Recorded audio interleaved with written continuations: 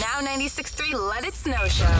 Welcome back to St. Louis, man. Thank you. 5 years, they say. That feels about right. 5 years since I've toured here. I think I've come and visited radio here. Oh, okay. In the meantime, All a couple right. Well, times. it's good to have you back. Yeah, and it's good to see the fans here. Thousands of them out there screaming for you. Cool. That was going to be a question a little bit further down the road, but talk about those fans, the Glamberts. When we got here at about 3 o'clock this afternoon, they hadn't even opened the theater yet, and they're standing outside. Those are the hardcore Glamberts, yes. Right. Because I think there's a little Glambert in a lot of people, I hope.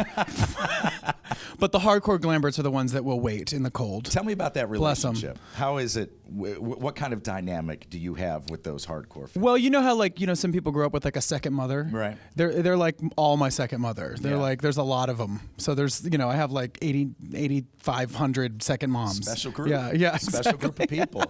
And when the holidays roll around and all the radio stations across the country start putting on these shows, it's kind of a cornucopia of acts. Tonight we have a very special lineup, great groups, and you're headlining this show. Have you toured with Rachel or Pentatonics? Have you performed with them? No, I haven't. Seen their magic? But I'm big fans of both of their work. Yeah. Rachel had a huge song this year. Yeah. Really cool, the fight song. Right. Pentatonics are amazing.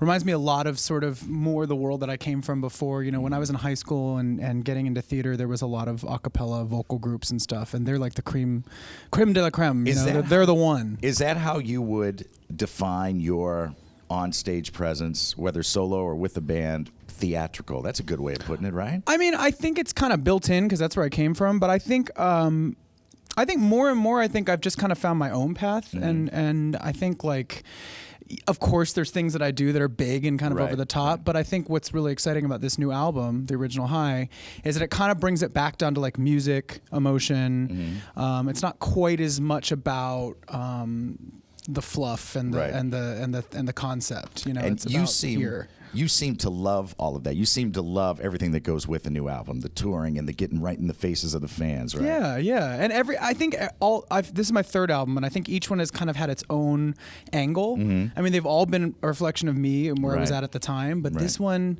I don't know, this one's different. This one feels different. I feel like we've stripped back some of the stuff, and Max Martin and Shellback, who produced it, really challenged me to find some new colors in my voice and sort of sing about things in a way that I hadn't sung about them before.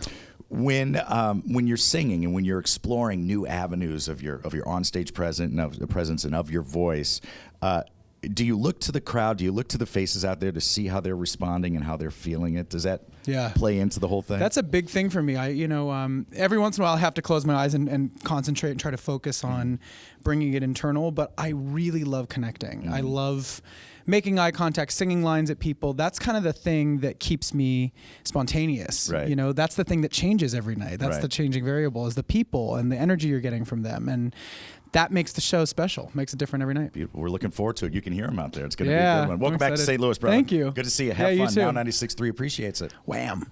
Boom.